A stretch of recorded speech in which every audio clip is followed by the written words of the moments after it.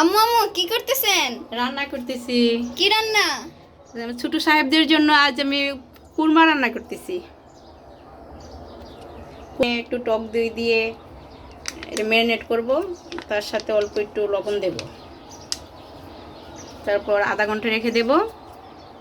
আধা ঘন্টা পরে আবার ফিরে আসছি।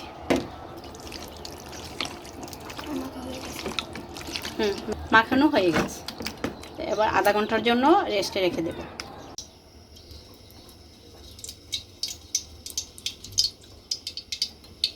হয়ে গেছে। এখন এলাচি, দারচিনি, তেজপাতা,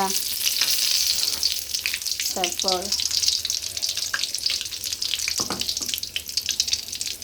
কাজু বাদাম,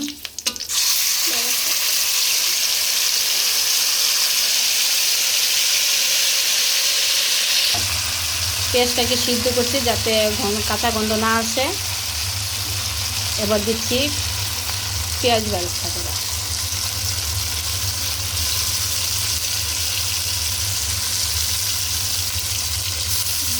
আস্তে আস্তে নাড়তে থাকবো গোল্ডেন কালার হওয়া আগ পর্যন্ত। 8 থেকে 10 মিনিট নাড়াচাড়া করার পর এখন দেব অল্প একটু জিরার গুঁড়া,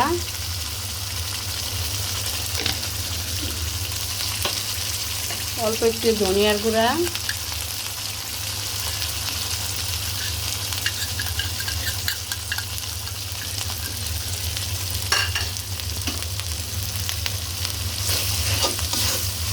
তারপরে দেব আদা রসুন,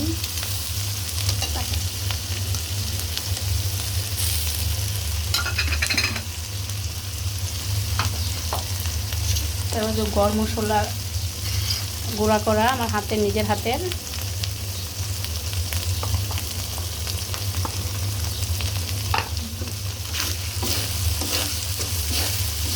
আর 5 থেকে 6 মিনিট নাড়াচাড়া করব। মশলাটা কষানো হয়ে গেছে, এখন আমার ম্যারিনেট করা মাংসগুলি দিয়ে দিব।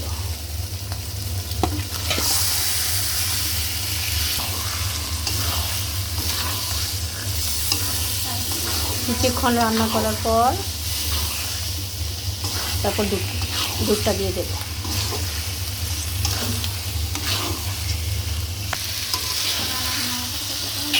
কিছুক্ষণ নাড়াচাড়া করার পর 5 মিনিট রেখে রাখবো।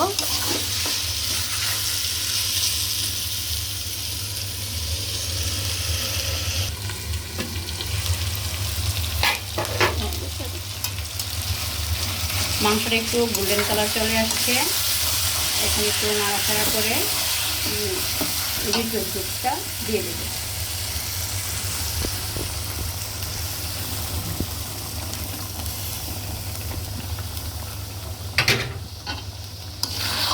নাড়াচাড়া করে হাই হিটে 10 মিনিট রেখে দেব।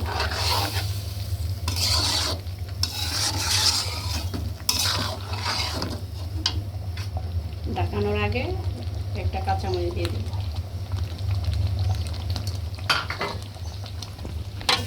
ঢাকনা উঠানোর পর সুন্দর একটা ফ্লেভার চলে আসছে। সামনে কেউ না থাকলে বুঝতে পারবে না। লবণটা দেখি কেমন হয়েছে, একটু লবণ লাগবে, লবণটা একটু কম হয়ে গেছে।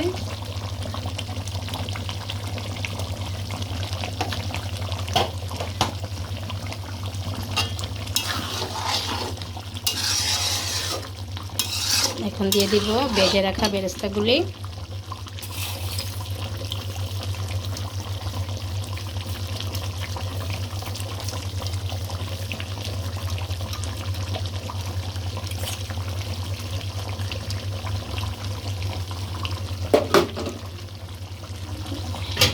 এখন নামানোর আগে একটু চিনি অ্যাড করে দেব। এটা যার যার ইচ্ছা মতে মনে দিলে বাচ্চাদের জন্য খেতে খুব সুস্বাদু হয়, আপনারা দিয়ে দেখতে পারেন।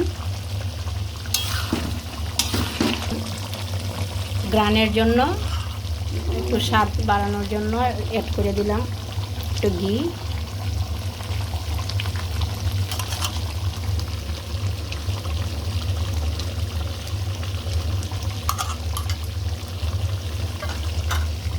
হয়ে গেল আমার কুরমা রান্না করা। পরিবেশন করার জন্য ঢেলে নিচ্ছি।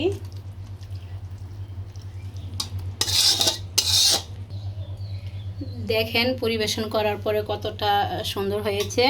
সেটা রান রুটি বা রুটি বা বিরিয়ানির সাথে খাইলে, পোলাওর সাথে খেলে খুব টেস্ট পাবেন, মজা পাবেন।